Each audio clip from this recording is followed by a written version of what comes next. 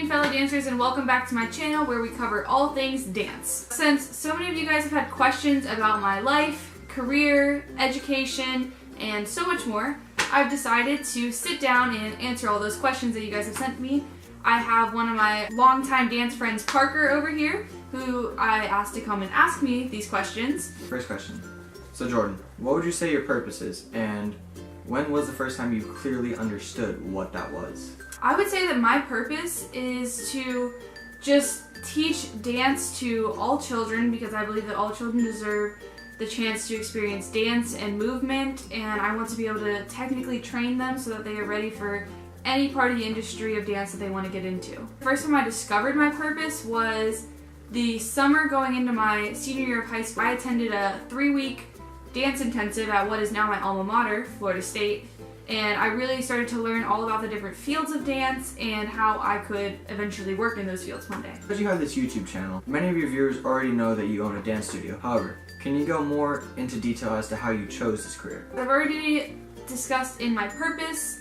What I've really just felt like I have been meant to do was to teach dance. So that is what led me to open a studio, because I just really wanted to give the gift of dance to younger individuals. How is your purpose that we just discussed directly related to your values, interests, strengths, and/or goals that you have set for yourself? My purpose is related to my values because I value the gift of dance and the gift of movement, and I've always wanted to be able to share that with everybody, so that's extremely important to me.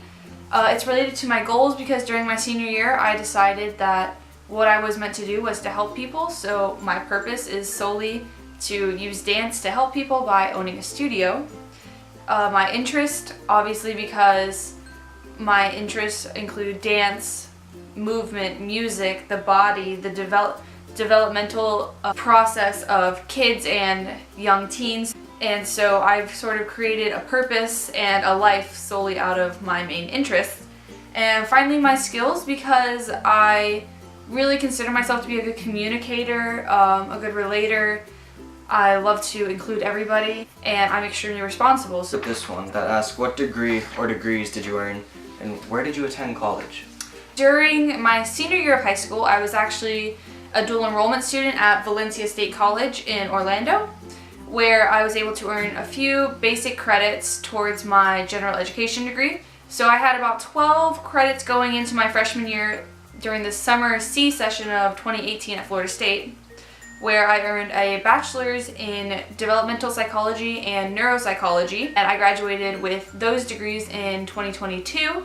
And then I auditioned that year for the master's program at the School of Dance at Florida State, where I attended for 2.5 years, and I graduated in the fall 2025. Do you think your degrees relate to your values, interests, goals, and skills? My degrees do, I would say, especially my master's degree in dance, but because all these degrees were the first few steps in the door of the dance world that I wanted to be a part of, and so if it wasn't for these degrees, I would not be where I am today in my values, goals, interests. Obviously, you've received several questions from current high school seniors asking about what the overall cost of your college years were, and just can you kind of give us an estimate of how to help them figure out what the best plan might be to pay for college? Yes, that's a great question. I was considered to be an in-state student when I went to Florida State, so the cost was a little bit lower than what it might be for somebody that lives outside of Florida coming to Florida State. I would say average tuition per semester was about $6,000, but that includes tuition, housing, books, and a meal plan. I did qualify for the 75% Bright Futures each year. That covered 75% of my tuition, and then I also just had regular scholarships that I applied for, and I did the work study programs. The cost was a little bit less than the $6,000. I also did not live on campus, so teaching dance in my free time really helped to make ends meet when it came to paying for that. Our final question about your college experience is, what resources on and off campus did you use to make sure you stayed focused and were able to be successful?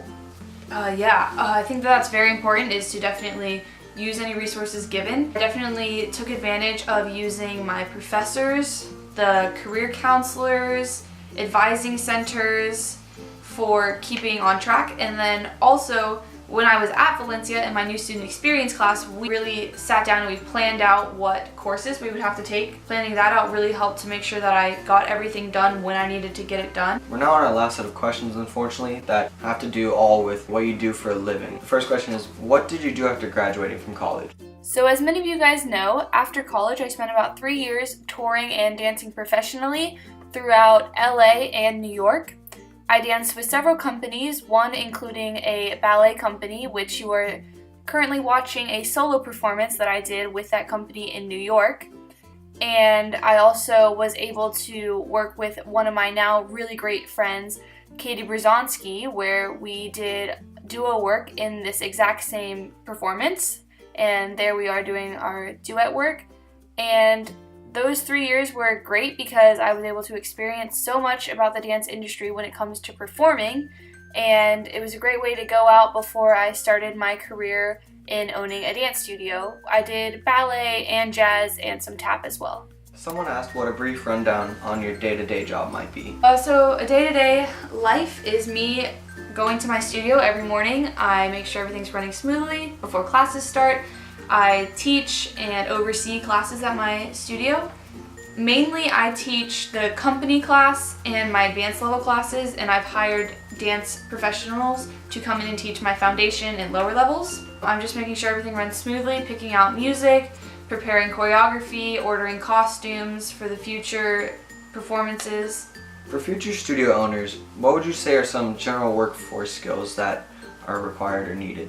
You definitely need to be extremely organized. When I first started, I didn't have the manager or the other dance teachers or my physical trainer on site like I do now. So you have to be able to be very organized and responsible as an individual to be able to get everything up and running. You also have to be a very good relator and a futuristic person. Unfortunately, that's all the questions that you were sent. Is there anything else that you want to tell your viewers before the video ends? Throughout my career, there are 2 very important things that I would say are crucial to knowing before going into the dance world. The first one is that one bad audition is not going to ruin your life. You are not meant for every single part that you may audition for, and that is fine.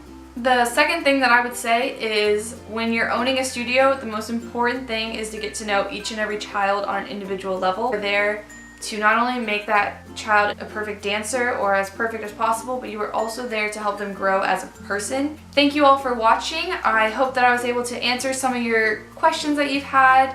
And don't forget to like this video, give it a good thumbs up, and subscribe to my channel down below. And I will see you guys next week for more things on dance.